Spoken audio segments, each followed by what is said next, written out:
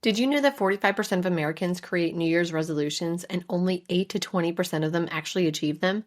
That's a staggering statistic. So why don't resolutions work and how can we actually stick with them? That's what today's episode is all about. How to create solid goals for 2025. There are 5 steps I'm going to walk you through so you don't become a statistic. Want to lose weight? Want to get better at your sport? Want to be healthier? No problem. We can accomplish any of these goals with these 5 steps in today's episode. So tighten up your ponytail and let's get it. Do you wish you could look like you train as much as you do? Are you sick of scouring the internet for sports nutrition tips only to find information tailored to men? Do you wish there was a simple solution to fueling your body for your activity level? Are you ready to find freedom with food? It is possible to have balance between fueling your body for your sport and for enjoyment, and it's not as complicated as you may think. Can we say hello, food freedom? There's a way to have it all and eat your cake too, and I'm going to show you how. Hey, I'm Kristen, a former multi-sport athlete, a sports dietitian, personal trainer, and Jesus lover. In this podcast, you will find practical, sustainable fueling tips for female athletes that will set you free from diet culture, an ever-changing set of nutrition rules, under-fueling, and underperforming. You'll learn how to put together a fueling plan that works for you that doesn't require all the rules, tracking every morsel of food you consume, letting food consume your every thought with Jesus at the center of it all. If you're ready to find a sustainable nutrition plan that works for you with your active lifestyle and is tailored to your unique physiology, break free from diet culture, and finally feel comfortable in your own skin, this podcast is for you. Whip up that smoothie, lace up your shoes, and let's jump in.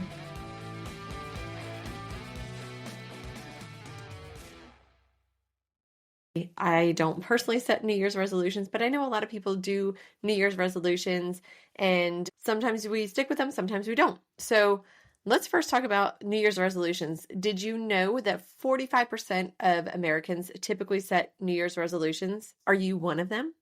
Now, did you also know that around 8 to 20% of those people actually achieve their New Year's resolutions? And studies show that about 75% of people maintain their resolutions for at least a week, but then that drops to about 46% after 6 months. Most of these resolutions involve losing weight, getting organized, saving money, and improving their health. So definitely right up my alley with nutrition. And also research indicates that people who explicitly write down their goals are 42% more likely to achieve them than those that do not. So that's one of the things that we're going to talk about today is how do you actually achieve these goals and what do you do about it? So let's first talk about SMART goals. You've probably heard this before. SMART goals means specific. It's an acronym standing for specific, measurable, attainable, realistic, and timely. Now, this might sound like blah, blah, blah, boring, but this does actually really help us when we are trying to achieve goals because we are putting parameters around our goal. And so with your goal, what I would like you to do, your first tip is to actually create some type of vision for yourself. If that's a vision board, that's your thing, go ahead and create a vision board. Maybe it's just you simply thinking about it and you writing it down what you want. Sometimes people call me and they're like, I want to get healthy. But what does that actually mean to you? What does being healthy mean to you? Or some people say, I want to lose weight. Well, what does that look like for you? So I want you to think about what your goals actually are and create this vision for yourself. And then from there, we can start to create those SMART goals around that. So number 2 is creating SMART goals. And like I said, that stands for specific, measurable, attainable, realistic, and timely. So we are going to be very specific with what we want. So for example, if you want to get healthy and you need to take a step back and really think about what that means, well, maybe that means that you want to not be on some type of diabetes medication anymore. Or maybe you want to be able to walk a mile. Or maybe that means that you just don't want to feel like you're not eating in a healthy way. That could be whatever it is that you want it to be. But then we want to put some parameters around it. So we want to be very specific with what we want. Okay. So just saying, oh, I want to feel like I'm not eating unhealthy is not really anything that is specific. So let's really think of something specific that we want with that. And so then from there, we're going to make it measurable. So what that means is, okay, I want to feel like I have energy when I wake up in the morning. Maybe that's what it is.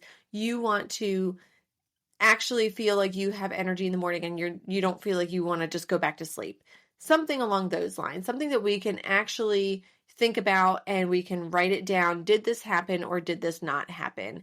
And so then from there, we want to make sure that our goal is actually realistic and it's an attainable goal, and we can do that in a good time frame. So when I'm working with clients, I typically go towards more behavioral goals rather than outcome goals, because the outcome is going to happen if you are following the behaviors. So what that means is, okay, let's say you want to lose some weight, you want to lose 20 pounds, and you want to do that in 6 months. Okay, fine.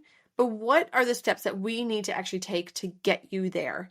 And so that is where you're going to start focusing on what your diet looks like, what your exercise looks like, that type of thing. So maybe you're going to start writing down what you eat and you realize that you're not eating enough protein. Maybe you're just eating a lot of prepackaged foods, that type of thing, things that are not going to be really healthy for you. So, okay, now we know that you need to increase your protein intake and you need to decrease the prepackaged foods. You need to start eating more fresh whole foods, that type of thing. So now you can actually say, okay, I'm going to eat 3 servings of fruits and vegetables every single day. I'm going to get in 20 grams of protein at every single meal and 10 grams of protein at each snack. So then once we are breaking down that goal into something that is measurable, then we know, okay, if I'm following this, then that will reach me or help me reach my ultimate goal, which is to lose those 20 pounds in 6 months. But we are not going to just dwell on losing, those 20 pounds. We are going to focus our efforts on the behavioral changes that it requires to meet that goal. Hopefully that makes sense. So we want to ultimately break down the goal, is what I'm saying. We want to break it down, and we want to break that down over the course of, each month, each week, each day, and what you're actually going to do. But of course, from there, you need to evaluate. You can't just set it and forget it, unfortunately. So maybe we have those goals of losing the 20 pounds in 6 months, and you are going to say that you're going to have those 20 grams of protein at each meal. You're going to have 3 servings of fruits and vegetables at each meal.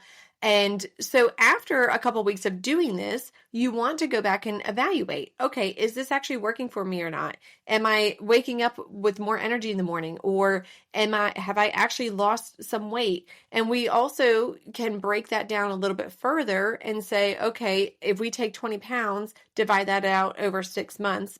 I'm not going to do the math in my head, but you get the idea. You could see how many pounds we're aiming for roughly in each month. And so if you're not coming close to that, well, then now we need to reevaluate what we're doing and change some things. Okay. So next up is to actually, visualize those goals, and like I said, really make sure that you are following through with them each month. You're evaluating them and seeing, okay, is this actually meeting my vision that I had, initially, my that vision board that you created? Is it actually matching up with that? And like I said, changing things if not. So if you are not hitting those goals, then here's what I want you to do. I want you to, and if your goal is something nutrition related, this is where you would reach out to me. This is something that I help people with when we work together initially. We always create a initial goal or several goals. I usually ask people, what are your top 3 goals? And then from there, we start to break that down. And so based off of that information, we are going to go through this process. So if you feel like you are just struggling with this and you don't really know how to create this for yourself, reach out to me. This is something that I can help you with. And I love doing this because it really sets the stage for your success ultimately. So you can hop on over to my website, elitenutritionperformance.com/consult, and you can schedule a free consultation and we can kind of create those goals for you initially, and then we can get everything started for you. So like I said, you're going to create that vision board. What do you actually want for yourself? You're going to create those SMART goals. You're going to make sure that it's specific, measurable, attainable, realistic, and timely. Then from there, you're going to break that down over the course of each month, week, day, that type of thing. Then you're going to reevaluate. And then lastly would be adjust based off of your evaluation results. So I hope you found this helpful. If you did, please like it, please share it, and please drop me some comments below and let me know what else you would like me to teach on in the future. Hey friend, if this podcast inspired you, encouraged you, or changed you, I would love for you to leave me a review and share it with a girlfriend who will find it helpful or inspiring. That is the best way you can thank me and help me share my knowledge so I can help more people just like you. I'm so thankful that you spent this time with me today, and I'd love to connect with you. Join my Facebook group, Female Sports Nutrition, or send me a DM on Instagram, or hop on over to my website, elitenutritionperformance.com. I'll see you back here next week.